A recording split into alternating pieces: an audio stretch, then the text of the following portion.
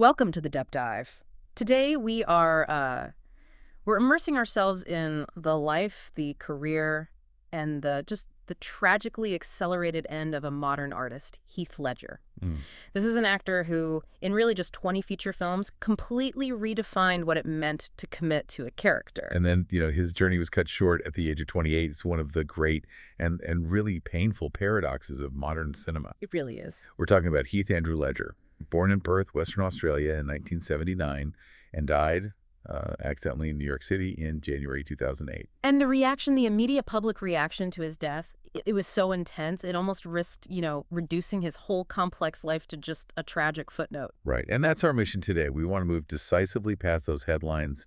We've got a comprehensive stack of sources, and we're just going to chart his entire trajectory. From the very beginning. From a disciplined, curious kid in Perth with this background in, engineering and choreography, all the way to a shape-shifting artistic heavyweight. That's the core of this deep dive, isn't it? We're not just retelling the story. We're really trying to analyze the foundational talent, but also that relentless, almost punishing drive that just defined his work. Mm-hmm.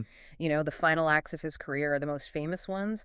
His last two major films, The Dark Knight and The Imaginarium of Dr. Parnassus, they were both released after he died. And those films only really make sense if you understand the decades of intensity that came before them. Yeah. They cemented a legacy that was, frankly, already formidable. And we have to highlight the two roles that got him the most critical acclaim. Of course.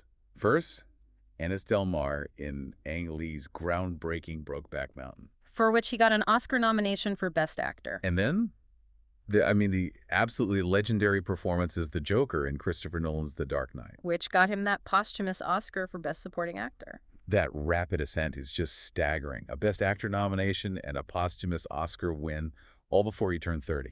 That's unbelievable. Okay, so let's unpack this journey. Let's look at that restless intensity that drove him, starting right at the beginning, back in Western Australia. Right?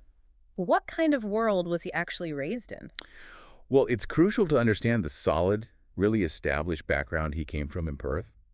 Heath was born in 1979 to Sally Ramshaw, who was a French teacher, and Kim Ledger, a successful racing car driver and mining engineer. So this wasn't a family of, struggling artists. This was a family rooted in industry, in stability. Absolutely. And the family name wasn't just known locally. It was foundational to Western Australian history. It was a big deal, right? A very big deal. His ancestors established and owned the Ledger Engineering Foundry, which is a pillar of the local economy. And his great-grandfather, Sir Frank Ledger, is commemorated through the Sir Frank Ledger Charitable Trust. Wow. It's renowned throughout the region for funding university lectureships and scholarships. So he grew up knowing his family had this profound connection to the community, a history of real, tangible success. Okay, so you have this stable environment, a family with deep industrial roots. How does that world produce an actor? And a famously restless, nonconformist one at that, instead of, say, another mining engineer. That's the question, isn't it? And the first documented spark came very early, and it was theatrical, but maybe almost accidental. He attended Marysmount Primary School and later Guildford Grammar School. And at the age of 10, he had his very first experience on stage. And what was the role?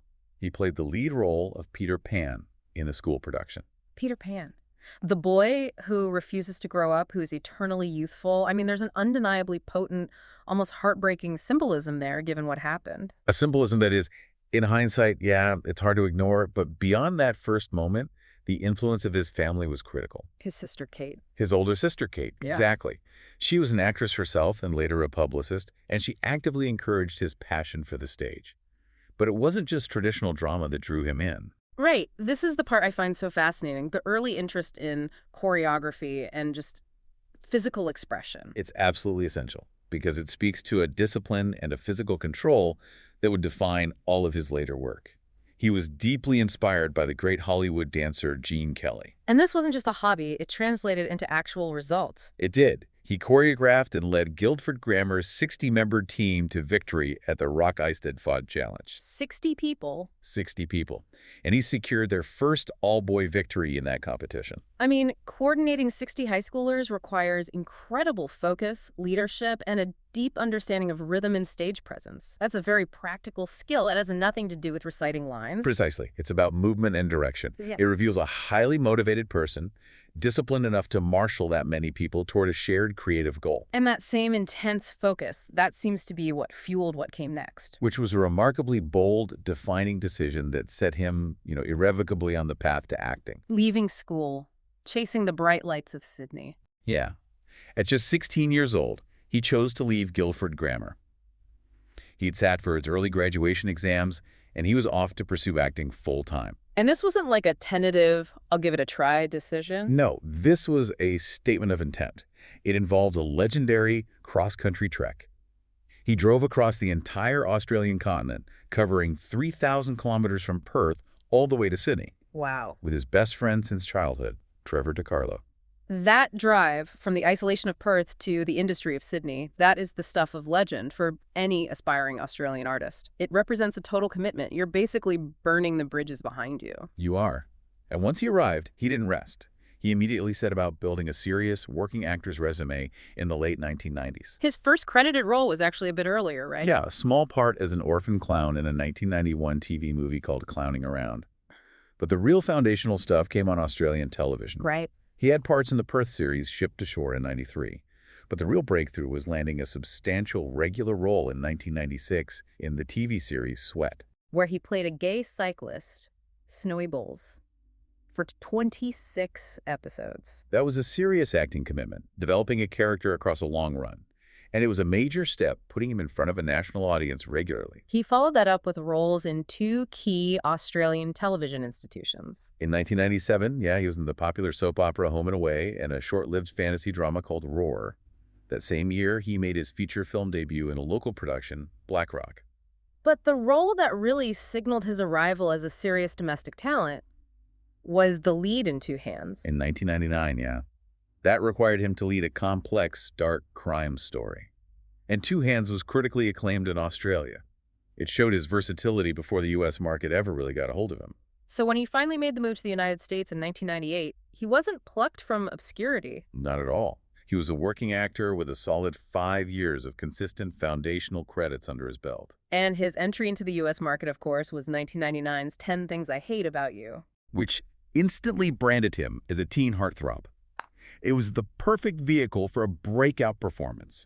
Romantic, witty, and it demanded this palpable charm. And he delivered. It launched him right into the massive spotlight of American youth culture. But then, jumping into the early 2000s, this is where we see him immediately pivot away from that label. He deliberately sabotaged any attempt to pigeonhole him. Fascinating. After 10 Things, instead of taking similar romantic leads, he transitioned to major supporting roles in huge Hollywood historical dramas. In 2000, he was Gabriel Martin, Mel Gibson's eldest son in The Patriot. Right. That gave him experience on a huge set, dealing with a historical epic. And then, in 2001, she showed he could command a massive budget film with A Knight's Tale. That's a sharp point. A Knight's Tale was a conscious choice to prove he could carry a major box office success as a lead. It was a calculated demonstration of star power. And it paid off. It paid off quickly. He earned industry recognition as the male star of tomorrow at the 2001 Shoest Awards. But crucially, in the very same year, he took on Monsters Ball, which was the exact opposite of a sweeping, crowd-pleasing adventure. It was a dark, controversial, incredibly intense character piece. He played Sonny Grotowski, the deeply troubled and eventually suicidal son of Billy Bob Thornton's character. So choosing that role right after proving his commercial viability, that showed the industry his priorities were artistic challenge over box office comfort. Absolutely. His filmography just continued to spiral outward into different genres after that. He played the outlaw in Ned Kelly in 2003, tried historical romance in Casanova, fantasy in The Brothers Grimm. Both in 2005. But it's the role in Lords of Dogtown, also 2005, where he played Skip Aimblum, that again showcased his commitment to physical transformation and immersion. That film really demanded physical authenticity. It detailed the birth of modern skateboarding culture in 70s Venice Beach. And Ledger just disappeared into the role. He captured the mannerisms, the vocal pattern, the physical slouch of the character. It was another clear example that he was dedicated to becoming the person he played, not just performing them. And all of this creative energy, it built up to 2005, the year that shifts everything. That brings us to Ang Lee's Brokeback Mountain, which wasn't just a successful film. It was a cultural event that redefined him as a generational talent. And this is where the conversation, deepens considerably. His portrayal of Ennis Del Mar, the stoic, emotionally repressed Wyoming ranch hand. It was lauded as a truly transformative landmark performance. It required him to communicate this profound, painful, emotional depth using virtually no dialogue, no overt expression. And the recognition was immediate and completely unprecedented for him. He swept the major nominations: BAFTA, Screen Actors Guild, Golden Globes, and of course the Academy Award for Best Actor. At only 26 years old. Yeah, making him the 8th youngest nominee ever in that category. At 26, to be recognized on that level, you have to have done something truly unique. And the critical praise, it wasn't generic, it was hyper-specific. It focused on the breathtaking subtlety and the internal tension he maintained through the whole film. What were some of the critics saying specifically about his performance of Ennis? Well, Stephen Holden of the New York Times gave what was maybe the most powerful synthesis. He called it a great screen performance, as good as the best of Marlon Brando and Sean Penn. Wow, that is an extraordinary statement. Equating a young actor's work directly with two of the most revered method actors in history. It suggests that Ledger wasn't just acting, he was channeling an internalized truth about the character. Exactly. Peter Travers of Rolling Stone crystallized this point. He called it an acting miracle. He went on to say that Ledger didn't just understand how Ennis moves, speaks, and listens. He knows how he breathes. That level of internalization, that physical language, is what they saw. I remember Travers highlighting that one specific moment, the scene where Ennis Del Mar inhales the scent of Jack Twist's shirt. Years after their separation. That scene just perfectly encapsulates the internal tension and the painful emotional weight of his performance. It's not dialogue, it's just this tiny, physical, visceral reaction that conveys a lifetime of repressed feeling. The consensus was clear. Ledger fully inhabited the character's physical and emotional existence. He was drawing on that same disciplined control we saw back in his Rock Eisteddfod days. That critical synthesis was a huge inflection point for the industry. It's no surprise that right after Brokeback Mountain, he was immediately invited to join the Academy. He'd earned the respect and recognition of his peers globally. And crucially, following that demanding role, he didn't seek out commercial lightness. He just maintained that trajectory of intensity. Right into Candy in 2006. The Australian film, yeah. Yeah. He played Dan, a young heroin addict whose mentor was played by Jeffrey Rush.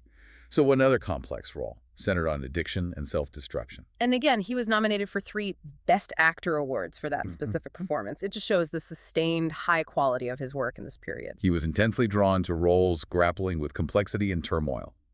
Then, in 2007, he immersed himself in Todd Haynes' highly experimental film, I'm Not There, where he played Robbie Clark, one of 6 actors who embodied different facets of Bob Dylan's life and persona. Which required not just acting chops, but incredible adaptability, to be part of an ensemble portraying an icon without necessarily imitating him. It was a testament to his flexibility, and it earned him, posthumously, the 2007 Independent Spirit Robert Altman Award, which he shared with that phenomenal ensemble cast. This whole period just showcases an incredible creative ascent fueled by a unique and demanding personal philosophy. The depth that Peter Travers described, it suggests this wasn't just performance. It was a deeply internalized, almost spiritual method. Did our sources reveal a guiding philosophy that drove him to that relentless level of commitment? They absolutely did. And this is where we start to understand the source of both his genius and his struggles. His entire professional life was defined by creative restlessness, a fundamental aversion to ever being defined by a single successful role. What did he say about that? His core philosophy was encapsulated in a really stark statement. He said, "I feel like I am wasting my time if I repeat myself." Repetition for him was stagnation. Exactly. This wasn't just about career choices. It was about his punishing internal standard. He had this belief in never being truly happy with his output. He said, "The day I say it's good is the day I should start doing something else." That implies a constant punishing pursuit of something just beyond his reach, always moving the goalposts. That must have been emotionally and mentally exhausting. It speaks to an almost impossible standard. But he linked this relentless pursuit to a profound concept of belief. He described acting as harnessing the infinite power of belief. He saw it as a transformation, not just a performance. Right. And he used this stunning analogy about the preachers, which is so revealing. Tell us about that. It's the ultimate insight into his process. He compared his method to the fervor you see in religious revivalists. He said, you know when you see the preachers down south, and they grab a believer and they go, boom, I touch you with the hand of God. And they believe so strongly they're on the ground shaking and spitting. Wow. equating acting with that intense, transformative faith of a preacher. What does that tell us about the sheer emotional and spiritual cost of his method? It tells us that for him, acting wasn't intellectual, it was primal. It was about absolute conviction, total internal surrender to a state of being. He continued the analogy saying, and fuck's sake, that's the power of belief. Now, I don't believe in Jesus, but I believe in my performance. He channeled that intensity of faith directly into his creative work. That means there's no barrier between the self and the role. The emotional system is constantly engaged at a maximum level. And if you're engaging your emotional system with the intensity of religious conviction for every single role, there's no off switch. That must have impressed the most experienced directors he worked with. It certainly did. Christopher Nolan, who directed him in his final signature role, wrote this profound tribute. Nolan focused on Ledger's natural talent, describing his charisma as natural as gravity. He noted Ledger's genuine curiosity and the maturity of his working process. He wrote, "I've never felt as old as I did watching Heath explore his talents." And Todd Haynes, who directed him in I'm Not There, he placed him within the lineage of the great short-lived American acting icons. Like James Dean. Exactly like James Dean. Haynes specifically compared Ledger's presence, intuition, and precocious seriousness to Dean. He felt Ledger had this rare maturity that allowed him to access deep emotional wells far beyond his actual years. This praise confirms he was operating at an intellectual and emotional level that just separated him from his peers. And it's also clear that Ledger was obsessed not just with acting, but with control over his creative output. Which brings us to his directorial vision, running parallel to his acting career. This is a vital part of his story that often gets eclipsed by the acting roles. He had serious practical aspirations to move behind the camera. He established his own production company called The Masses. And what were some of his early directorial efforts? What proved this ambition was serious? He was incredibly productive. In 2006, he directed music videos for the Australian hip-hop artist Cause and Effect and Seduction is Evil, She's Hot. He also directed the video for Ben Harper's song Morning Yearning. And that partnership with Harper was particularly significant, right? It was. It led them to inaugurate a new record label, The Masses Music, later that year. It shows he wanted to foster creative communities, not just direct his own stuff. So he was interested in developing and promoting new talent outside the established channels, but there was one project that seemed to hold deep personal significance for him. In retrospect, is deeply unsettling. His work on Nick Drake. The depth of his connection to the British singer-songwriter Nick Drake, who also died young from an overdose, is chilling. Ledger spoke publicly at the 2007 Venice Film Festival about his intense desire to make a documentary about Drake. Drake died in 1974 from an overdose of an antidepressant at the age of 26. Virtually the same age and circumstance that would later befall Ledger. And he didn't just plan the documentary. He directed and starred in a music video set to Drake's recording of Black Eyed Dog. Yes, and the title of that song is Essential Context. Black Eyed Dog was inspired by a term coined by Winston Churchill to describe his own lifelong struggle with depression. The Black Dog. The video Ledger created was intensely personal and dark, focused on Drake's turmoil. It was shown publicly only twice before Ledger's death. Knowing that he was so passionate about chronicling the tragic, short life and internal struggles of a musician who died young from an overdose, it adds a deeply unsettling layer of self-reflection to his own final years. It absolutely suggests an artistic preoccupation with vulnerability and tragic, unfulfilled potential. He was simultaneously preparing for what would have been his feature film directorial debut. An adaptation of Walter Tevis's 1983 novel, The Queen's Gambit. Exactly. The source material for the later, highly successful limited series. So, The Queen's Gambit was almost a Heath Ledger project. It would have been a fascinating film. Ledger was working with screenwriter Alan Scott to adapt the novel. He planned to act in it, probably in a supporting role, and he'd already selected Canadian actor Elliot Page for the lead role of the chess genius. And the choice of that project focused on this highly intellectual, obsessive world like competitive chess, with the protagonist dealing with genius and profound emotional issues. It seems perfectly aligned with his creative intensity. It does, and it connects directly to his own private passions. He was an avid chess player, known for playing in Washington Square Park in Manhattan. Right. So directing a story about a chess prodigy suggests he saw a profound connection between that kind of genius and the internal chaos that drove it. It seems like he was trying to pour his energy into everything, not just acting, being a multi-hyphenate creator, directing, producing, acting. which must have placed enormous, unrelenting demands on his personal time and mental bandwidth. That creative intensity really dictates the discussion of his personal life, which is often subject to massive, unwanted media scrutiny, particularly back in Australia. Before we delve into the public conflicts, let's quickly frame his private passions. You mentioned chess. Yet, the chess. He was known to frequent Washington Square Park, playing these rapid-fire games with enthusiasts and regulars. He was also a devoted fan of the West Coast Eagles, the Australian rules football team from Perth. And creatively, he was an obsessive photographer.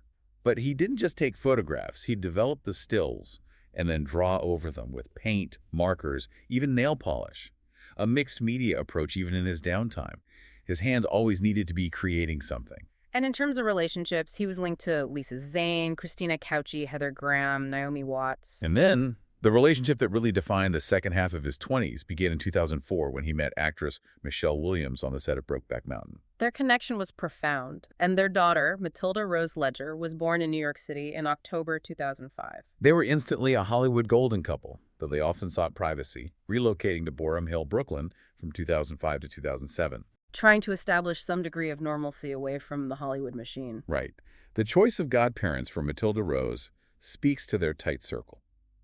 His Brokeback Mountain co-star Jake Gyllenhaal and Williams' former co-star Busy Phillips. But the relentless pressure and internal issues eventually took their toll, and they broke up in September 2007. Following that breakup, his private life became even more exposed. His relationship with the Australian press was famously turbulent, even contributing to his decision not to live in Sydney. The hostility was palpable, wasn't it? In 2004, there were reports he had spat at journalists, which he vehemently denied. But the tension culminated in that shocking incident in January 2006. At the Sydney premiere of Brokeback Mountain, yeah.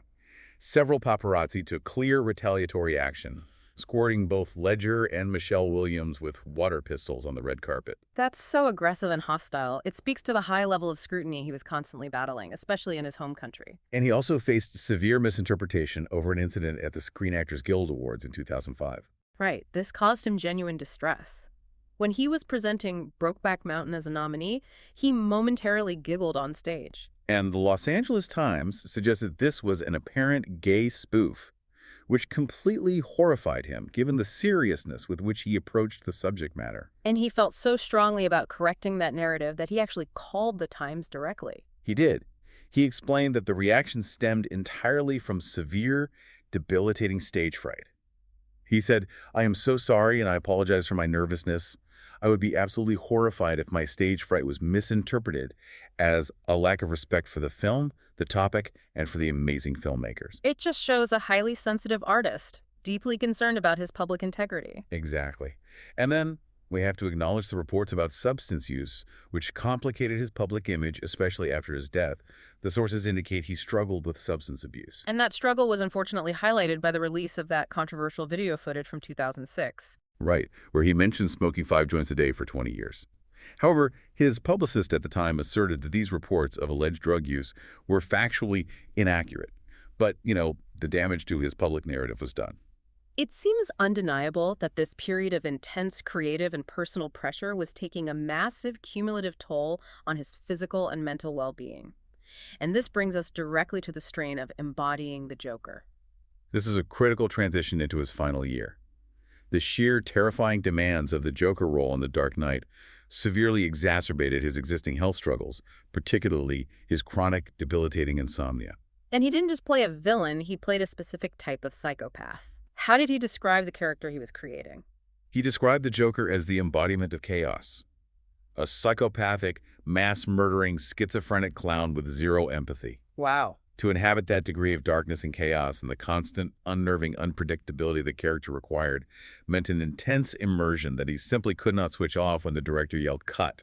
And what was the immediate physical consequence of that intense immersion? Severe, sustained, life-altering insomnia.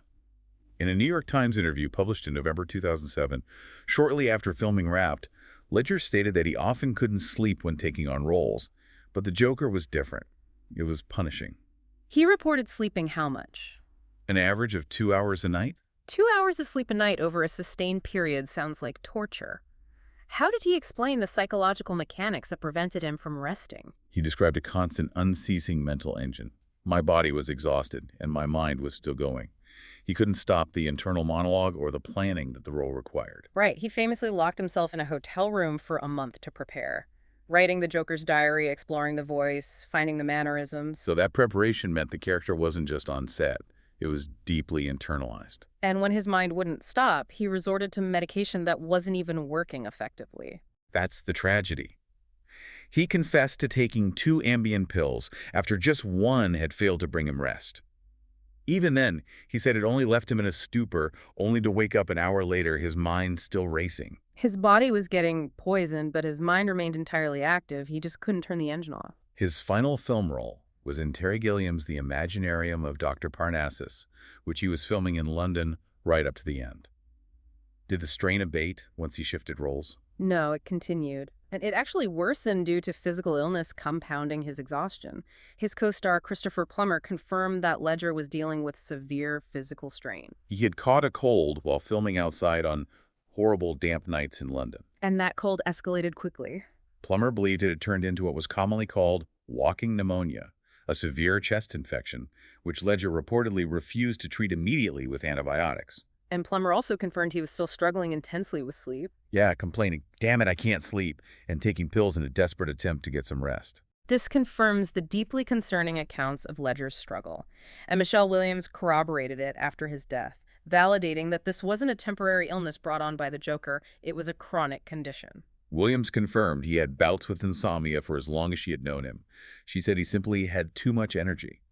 And she summarized the constant internal turmoil perfectly, stating that his artistic drive and his lack of rest were fundamentally linked. His mind was turning, always turning. That drive was his greatest creative strength, but by 2008, it had become his most significant, fatal vulnerability. The stage was tragically set for an accident rooted in exhaustion, chronic illness, and the dangerous mixing of medication in a desperate attempt to quiet that relentlessly turning mind. So let's move now to the precise facts of his death. Okay.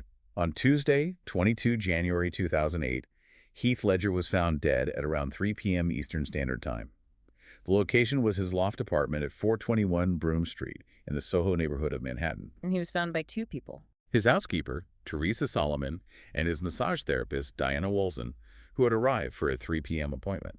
The sequence of events immediately following that discovery is critical for understanding the subsequent federal investigation. It is. Upon finding him unresponsive, the massage therapist, Diana Wolzen, immediately telephoned his friend, actress Mary Kate Olsen, who was in Los Angeles at the time. And Olsen, in turn, directed her New York City private security guard to rush to the scene. Right. This initial series of calls took up several crucial minutes. It wasn't until 3:26 p.m., so less than 15 minutes after the body was first discovered, that Wolzen finally dialed 911. Reporting that he was not breathing, she attempted CPR. Unsuccessfully under the direction of the emergency operator. Paramedics arrived quickly, but he was beyond help. They arrived 7 minutes later at 3:33 p.m., but could not revive him. He was pronounced dead at 3:36 p.m. at the age of 28. This raises the important question that the medical examiner had to answer. What specifically caused his death? The initial autopsy was inconclusive, but the toxicology report was definitive. It was. The official conclusion was released on February 6, 2008. The medical examiner ruled the death an accidental poisoning from prescription medicine. And the findings stated that he died as the result of acute intoxication by the combined effects of 6 specific drugs found in his system. That concept, acute intoxication by combined effects, is crucial. It suggests it wasn't one drug, but the lethal interaction, the synergy of them all. We need to detail exactly what those 6 substances were to understand the type of poisoning that occurred. It was a staggering cocktail of central nervous system depressants. The report listed oxycodone and hydrocodone, 2 powerful opioid painkillers. Okay. Diazepam, which is Valium, and alprazolam, which is Xanax, both anti-anxiety agents or benzodiazepines. Right. Then temazepam, Restoril, a powerful hypnotic used for severe insomnia. And finally, doxylamine, which is an antihistamine commonly used as an over-the-counter sleep aid. So we have 2 strong painkillers mixed with 3 powerful sedatives and tranquilizers, plus an antihistamine that aids sleep. That combination is just terrifyingly dangerous. Exactly. The report stressed that the acute intoxication was due to the combined synergistic effects. When you combine that many CNS depressants, they multiply each other's effects. And years later, a forensic pathologist weighed in on this. Yes, in 2017, Jason Payne James asserted that Ledger might have survived had the two heavy-duty opioids, the hydrocodone and oxycodone, been omitted from the combination. Why the focus on the opioids in combination with the sedatives? Payne James suggested that the mixture, particularly with the opioids added to the benzodiazepines and other sedatives, caused overwhelming respiratory suppression. Compounded by his potential chest infection, this combination caused him to simply stop breathing in his sleep. The high-profile nature of the case immediately spurred a federal investigation into the source of the drugs. It did. The DEA investigation began in late February 2008. They looked into medical professionals, and eventually 2 U.S. physicians, one in L.A. and one in Houston, were formally exonerated. Investigators determined they had prescribed Ledger other medications, but specifically not the pills that killed him. And Mary-Kate Olsen's involvement also drew massive media scrutiny. Her connection was highly scrutinized, especially since her security guard arrived at the scene before 911 was called. However, in August 2008, her attorney issued a statement denying she supplied Ledger with the drugs or knew their source. So the U.S. Attorney's Office in Manhattan closed its investigation. They did, also in August 2008, without filing any charges, concluding that they didn't believe there was a viable target. So after all the official investigations, the lingering, unresolved question remains. How exactly did Ledger obtain the specific oxycodone and hydrocodone that were not prescribed by the doctors who were investigated? That remains officially unknown. The official conclusion is the only certainty we have: an accidental overdose caused by the lethal synergy of multiple prescribed medications taken together. It's just devastating to realize that this immense creative talent was fighting so desperately for rest right up until his final accidental mistake. The profound irony is that his professional work was about to reach its absolute zenith at the exact same moment his internal personal health crisis reached its critical nadir. Let's discuss that posthumous career, because it defines his enduring impact. The Dark Knight was released merely 6 months after his death, and his portrayal of the Joker immediately became one of the most legendary performances of the 21st century. The critical acclaim was a phenomenon. David Denby, a famously rigorous critic, called Ledger mesmerizing in every scene and described the performance as a heroic, unsettling final act. And given the proximity of his death to the film's release, there was immediate, widespread speculation that the intense, dark nature of the Joker role contributed to his death. This narrative became pervasive in the media, and it's a crucial one that people closest to him strongly and repeatedly refuted. Christopher Nolan and Christian Bale both publicly stressed that Ledger greatly enjoyed the role. He'd often told people it was the most fun I've ever had, or probably ever will have, playing a character. And Terry Gilliam, who was directing his last film, he echoed that sentiment emphatically. Gilliam called the claims that playing the Joker drove him mad or contributed to his death absolute nonsense, stressing that Heath was so solid and the least neurotic person I've ever met. These statements were so vital for preserving his creative integrity and ensuring the legacy of the performance wasn't overshadowed by the tragedy. And of course, the award swoop that followed was just unprecedented for a posthumous performance. It was a massive wave of global recognition. He received every major posthumous award: the Academy Award, BAFTA, Golden Globe, Screen Actors Guild Award, and the Critics' Choice Award, all for Best Supporting Actor. And that Oscar win is a historical footnote. He became the 4th youngest winner of the award, but more importantly, only the 2nd person to win a posthumous acting Oscar. Following fellow Australian Peter Finch for Network. And his family. His father Kim, mother Sally, and sister Kate accepted the award on his behalf. It was a deeply moving and powerful moment for the entire industry.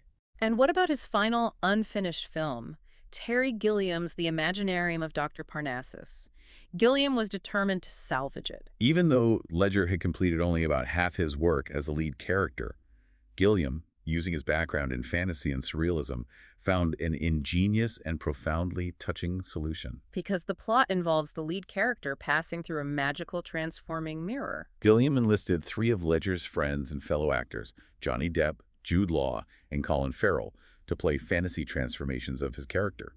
This allowed the film to be completed and his final performance to be seen by the world. And their participation became a deeply moving final act of friendship. Absolutely. The 3 actors generously agreed to take on the roles, and then they donated their entire fees for the film to Ledger's daughter, Matilda Rose, a remarkable gesture of loyalty and love. Which brings us to the resolution of his estate. Since Ledger's will was signed in 2003, predating Matilda Rose, how was his substantial estate, valued around 16.3 million US dollars, ultimately resolved? The existing will legally divided the estate among his parents and siblings. However, his family immediately demonstrated remarkable unity and ethical commitment. His father, Kim Ledger, made Matilda Rose's financial well-being an absolute priority. So the family came together to ensure his daughter was prioritized, overriding the terms of the older document. They did. The family unanimously agreed to leave the entire estate to Matilda Rose Ledger, and there's a poignant detail regarding the Oscar statuette. Due to her young age, she wouldn't gain full legal ownership of it until her 18th birthday in 2023. With her mother, Michelle Williams, holding the statuette in trust until then. Right, a powerful, tangible symbol of legacy. And beyond the films and awards, his memory has continued through physical tributes, especially in his hometown. Perth ensured his artistic legacy lived on. In January 2011, the State Theatre Centre of Western Australia dedicated its 575-seat venue, officially naming it the Heath Ledger Theatre. For the opening, his Oscar and his Jover costume were prominently displayed in the foyer. And what's fascinating is how his memory has continued to inspire other artists, bleeding into other mediums like music. The song Perth, the opening track to the massively popular Bon Iver album from 2011, was directly inspired by Heath Ledger. How so? The lead singer, Justin Vernon, revealed he began working on the song while grieving Ledger's death with director Matt Amato, who was a close friend of Ledger's.